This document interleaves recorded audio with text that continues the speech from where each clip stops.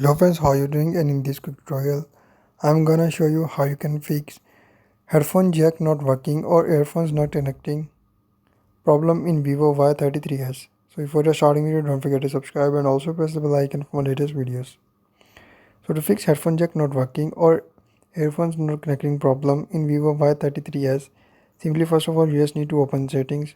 So first just go to settings and you watch complete video and follow every single step as I'm showing you in this video.